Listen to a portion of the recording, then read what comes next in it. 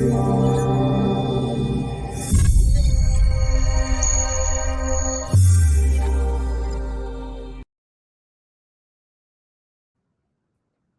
to Ideagen TV.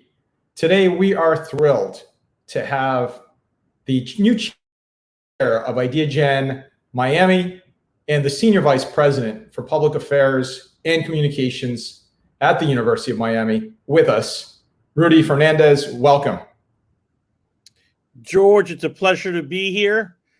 Thank you for the opportunity to serve on the Ideagen leadership team, if you will, and I'm excited to join you. Well, Rudy, leadership is a funny thing, isn't it? And you've had so many years now of experience helping to lead, and I consider you really a servant leader. I mean, you are the example of what leadership should look like. People talk about if you can see it, you can be it. And my gosh, when people see you and your style of leadership, I've had the privilege of seeing it. And you've worked through several presidents now at the University of Miami, which is an example, a great example of how you have demonstrated your leadership to help serve and to lead at the same time in your role as SVP for Public Affairs and Communications at the University of Miami. You also have an incredible background, having served as the special assistant to the president during the George W. Bush administration. Rudy, what are some of your biggest leadership examples that you can share with our global audience today? Well, you're very kind, so thank you for that description. I will tell you that to this day, I consider myself a student of leadership. I'm 25 years into my career. I had the privilege of serving in the Bush administration. That's where you and I got to know each other. And I think one of the key lessons that I learned during my years in the Bush administration that has served me well in my career in higher ed. I've been at the University of Miami now for 14 years. One of the key lessons is that a leader is only as good as the team that he leads. So one thing that I devote a lot of time to is mentoring team members, is making sure that we recruit the right people for the right roles at the University of Miami.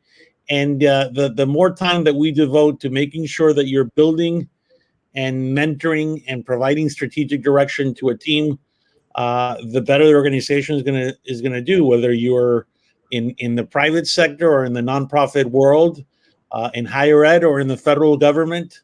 Making sure that you're building teams of talented people and then putting them in positions to succeed is critical to leadership. You're only as good as the team that you lead. That's one of the lessons that I have really taken to heart in the 25 years of a career that I've had the privilege of undergoing so far. Well, and again, having had the privilege, the real honor of seeing you, you're a friend, but I also stand in awe of how you have managed that leadership, how you are transforming an organization like the University of Miami now over the past 14 years. It's not an easy task to help to lead, to build teams, to serve as an advisor, all of these critical components to leadership, like you said. And I believe in that. I believe that you're constantly learning. We're in a constant state of learning. If you're not, then you're falling behind in some way. And so, especially apropos with you being at a university like the University of Miami, to appreciate truly and to understand that, right? That you're in a constant learning mode. It's lifelong learning, right? It doesn't end. That's absolutely right. That's one of the exciting things about working in a university environment. You're constantly learning, and you certainly learn a lot from, the two presidents at the university that I had the pleasure of serving under, Donna Shalala, who was the person that recruited me here, and Julio Frank, who's a world class public health official and a medical doctor. But I would tell you, in my role today, I almost learn more from the younger members of the team and from students that I have the pleasure of interacting with. That's the exciting part of being in a university environment, and I am grateful for the opportunity to lead. I will tell you one of the things that as you get a little older and you start losing some hair, you learn that the key to happiness in this world is to be grateful for the opportunities that you get to enjoy, that each of us gets to enjoy every day. And I'm grateful for the opportunity to serve a great institution in the University of Miami. Well, hearing that from you is beyond inspiring. And so, shifting gears a bit, so you're the Senior Vice President for Public Affairs and Communications. Why, Rudy, do you believe that effective communication is so critically important into helping to carry out your specific goals at the University of Miami? Well, it's very simple, George. In order to accomplish anything substantial, in order to achieve big goals, you can't do anything that's transformative alone. You need to motivate people to join your vision and to sharing your vision. And in order to mobilize other folks, you need to communicate effectively. So there's really, 3 or 4 principles that I believe are at the core of everything that we do at the University of Miami, particularly, and they were evident during this 17 or 18 months of the pandemic that we've had to endure and to work through. The first is that you want to, in today's day and age, you want to communicate often. People are, I'm a big student of history, and you think about what FDR did very, very effectively through his fireside chats during World War II. If people were sort of gathering around the radio, eager to get updates on how the war was going from the president. And if that's the version, the 21st version of that is people turning over to their mobile devices and trying to look at the Twitter page or whatever news platform they use in order to get their news, and sort of hit refresh to try to get the latest the latest news. And that certainly was the case during the pandemic. I can tell you, we made the very difficult decision to reopen our campus. And parents and students were hungry to get the latest information as to what the university was doing to prepare and to make the campus safe during the pandemic for our students and for our campus community. And to communicate often and use all mediums of communication at your disposal was something that was a primary objective or one of our major goals, if you will. Then making sure that communication was two-way communication was important, and perhaps most important was making sure that you maintain credibility at all times. At a time where facts and news sources are being questioned more than ever, and there's so much misinformation, making sure that you maintain yourself as a credible source of news. And certainly when you're communicating with parents or with patients at our health system, making sure that the information that they were getting from the University of Miami was 100% accurate was a major focus of our team. And you highlight something that's so critically important, especially today, Rudy, that you're helping shape really the next generation of not only leaders, but of citizens that it's not a good to have, it's a must have quality, which is to be able to communicate your point in a way that's articulate, to communicate your point so that there's no confusion, right? There's all these critical elements. You mentioned FDR and the fireside chats during World War II. That was critical because of the communication aspect. People were scared and they were looking for information. By the way, great example as well, COVID, global pandemic, university, students. How do you communicate that? How do you communicate that your children will be safe. The students will be safe. There's no ambiguity there, right? You have to be really, really clear. And again, a testimony to you, a testament to your leadership to be able to put that together during one of the most difficult periods, I would argue, in human history. The entire planet facing a common enemy, which is a global pandemic and the COVID-19 issue. I agree, George. I whether it's the reference to FDR in World War II, or another monumental and life-changing, world-changing event that you and I had the opportunity to live through as when we're serving President Bush was obviously September 11th. So imagine in the hours and days after September 11th, how we were all huddled around television and online, trying to get the latest and best news as to what was happening in our world. That's a time that calls for clear and concise communications. You got to make sure that what you're reporting is accurate, and you have to use all communication mediums at your disposal. Now, the great advantage that we have in 2021 that was still not as effective and widespread during 01 or certainly in the time of our forefathers and our grandparents during World War II was the fact that now social media and digital communications allows for two-way communication. We getting instant feedback from, in the case of the University of Miami, from parents and from students that read our communications, and if the communication was effective, and if it was not, and there were issues or things that were unclear in the message that you send out, you find out about it right away. So we're living in a very exciting age in terms of communications. I like that. And what I really like about what you just said is your optimism. And by the way, optimism is a critical component of leadership as well. You have to have optimism in order to believe what you're communicating, and to communicate in a way that is positive, especially in the work that you're doing. And so, Rudy, as you know, at Ideagen, we hold those 17 global goals as a backdrop for all of our conversations. The 17 global goals of the United Nations, to point out again, because I always do this to our global audience, agreed upon by every single member, all 193 member states of the United Nations, by the way, including the United States of America, of course. So unanimous consent here. You and I both know, very difficult, unprecedented, all 193 member states agreeing to these 17 global goals.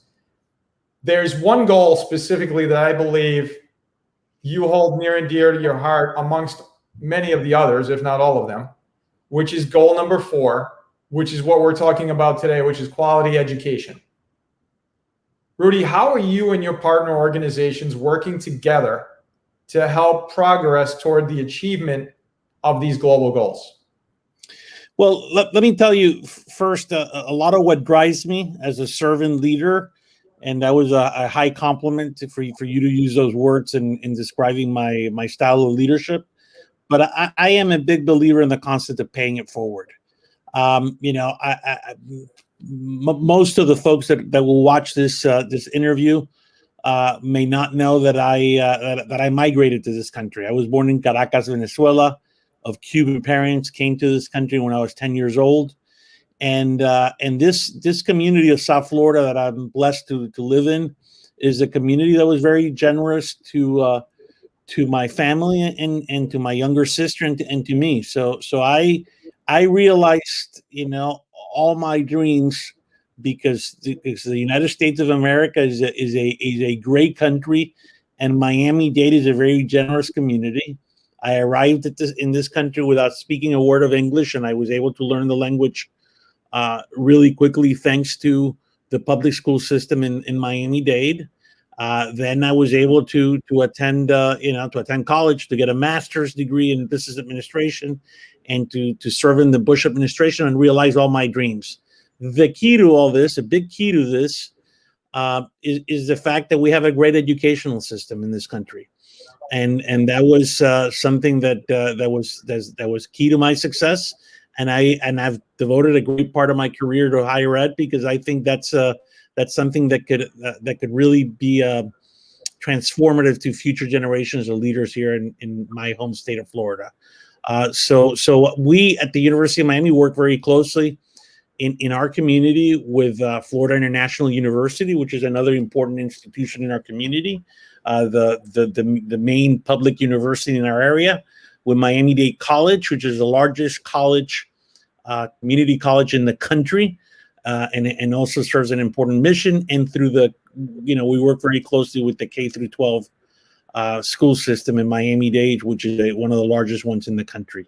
And I think that partnership, when you're trying to address and improve the educational system in any community, certainly in the United States, it requires more than one university or one institution. So we're working with our sister institutions in order to advance that mission and address disparities. Those disparities exist, and I know that we're living in intense political times, but there's something that all Democrats, Independents, and Republicans should agree with, and that's in the need for a commitment to K through 12 education and to higher education, to make sure that that future generations of Americans are as prepared to compete in this world that's more interconnected every day, right? And we need to sort of have a workforce and talented people that could that could help lead this country long after you and I are gone, right? So that's why I'm a big believer in that goal, and I applaud your leadership in working to advance those United Way initiatives, United Nations initiatives. That's right. And I want to call out for our global audience. It's very, to me personally and professionally, the story you just shared publicly with your journey, that everybody has a story. We know that your story is extraordinary. There are many extraordinary stories out there, but it's amazing to hear from you. You came to this country when you were 10. The community you were in embraced you. You rose up to work for the president of the United States, right? And you're now working at the University of Miami for the president of the university, the second president that you've worked for there. I mean, if that's not inspiring, I'm not quite sure what is. But it's inspirational. It's extraordinary. I want to thank you from Ideagen for your leadership, Rudy, for the leadership role you have at Ideagen as chair of Ideagen Miami. And I'd like to ask you in closing, what is your call to action as we continue to build and bring together the planet? Well, I think we need to realize that as human beings, and now there's 7 billion of us. We have a lot more in common than we have than what we have that makes us different. And I think we need to realize, and I say this as someone who's still a conservative. We need to the United States, needs to continue being a active player in world affairs. And I would tell you, and I'm speaking specifically to members in my community, that it is more important than ever that we stay active in world affairs and we work with multinational organizations like the United Nations to advance things that will advance those 17 initiatives that I applaud, and make sure that we realize that we're in an interconnected world. Isolationism is not the solution to the world's problems or to the problems in our community. So I'll leave it at that. Rudy Fernandez, Senior Vice President for Public Affairs and Communications at the University of Miami. If someone across the world, as they're listening to this interview, wanted to learn more about the University of Miami, how can they find out more? Well, they could go on, obviously online at miami.edu. That's our website, and there's plenty of great information on our website, or they could email me at rudyfernandez@miami.edu. Rudy Fernandez, global leader and luminary, changing the world. Thank you for all you're doing. Thank you for your inspiration. Thank you for your leadership. And thank you for paying it forward. George, thank you. It's a pleasure chatting with you, and I look forward to seeing you in person soon.